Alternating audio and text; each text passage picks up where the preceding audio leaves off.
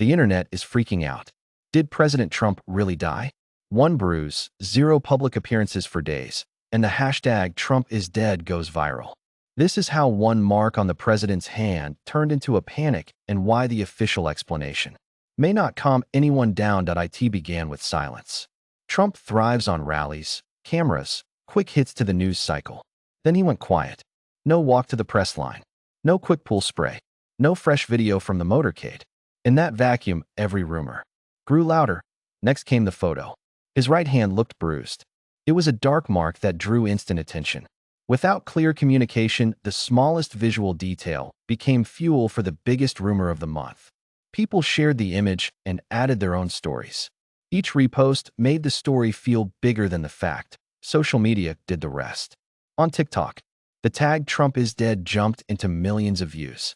On X, threads multiplied in minutes. Conspiracy channels stitched together clips and music and said this was the end. The content machine ran on guesses. It did not wait for proof. One line from J.D. Vance added heat. He said he was ready to step up if needed. That is a normal statement for any running mate. During a rumor storm, the line sounded like a hint. People read it as a signal that something had already happened. It was not a signal. It was a standard line. The difference did not matter to the feed. Fakes poured in. AI graphics looked like cable news alerts. They showed banners that said Trump has died. Old footage got recycled as breaking news. Clips that looked like cartoons were framed as prophecies. None of that was real. But in a scroll of short videos and quick shares, the fake and the real live side by side. The brain treats repetition as truth. 5 fake screenshots can feel like 5 confirmations. Then came the official response. The White House said the president is fine. A doctor explained the bruise as a common effect for a man who takes daily aspirin. He also mentioned a circulatory issue called chronic venous insufficiency. That condition can cause swelling and discoloration. The message was clear. Health is stable. The hand looks worse than it is. Online, the pushback started at once. A medical phrase sounds technical. Technical sounds suspicious. People asked why the president stayed out of view. They asked why the bruise looked large. They asked why the statement arrived late. A clean medical answer met a dirty information system. Doubt always wins clicks. This is the post-truth era. A small health detail becomes a global story in hours. A short absence becomes a proof of disaster. The boring truth loses to the exciting lie. Platforms reward the outrageous and punish the ordinary. That is how a bruise turns into a global obituary trend. Why now? 3 simple reasons. Timing, age, politics. The timing was odd because the president had fewer public moments than usual. The age matters because at 79, any sign of frailty gets amplified. The politics matter because both sides find use in the story.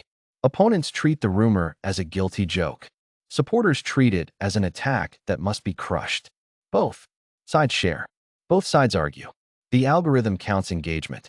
The rumor grows stronger. There is a deeper problem. Social media runs on uncertainty. It pushes what spreads the fastest. A fake graphic can reach millions before one newsroom checks the claim. By the time corrections arrive, the story has moved on. The damage remains. Trust drops a little more. People who doubted the press now doubt it more. People who leaned toward conspiracy now lean harder. This is bigger than one leader. If a simple bruise can dominate a news cycle, what happens during a real emergency? A hurricane, a market crash, a national security scare. If the public square is already fragile, the next shock can break it. That is the lesson of the Trump is dead trend.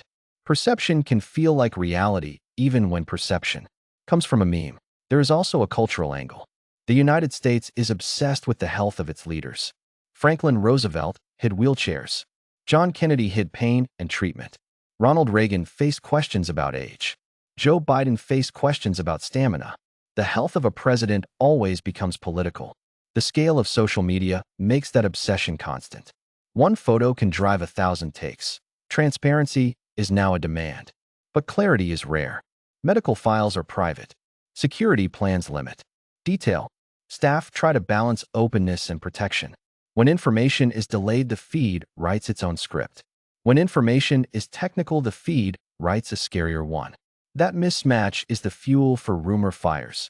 The lesson for the audience is simple. Treat viral claims like a siren. Ask where. the video came from. Ask who benefits from the story. Ask whether anyone with real access has confirmed it. If the answers are unclear, wait. Waiting is hard. Waiting is also the only way to beat a false rush. The lesson for campaigns is also clear. Silence creates panic. Short regular check-ins reduce it. Use plain language. Use short videos. Address the obvious. A simple line like "here is the bruise" and "here is why it looks this way" can be enough. Speak early and the rumor stays small. Speak late and the rumor becomes the story. Now the bottom line. President Trump is not dead. The bruise is real. Doctors say the cause is common and manageable. The panic came from timing and from a system that rewards fear. The story is less about his condition and more about our condition. Our information diet is sick. We have to learn the difference between fact and frenzy, or the next rumor will not just trend. It will shape choices in the real world. Thanks for watching. Subscribe to Sharp Angle and turn on notifications. Independent voices matter. Your support keeps them alive.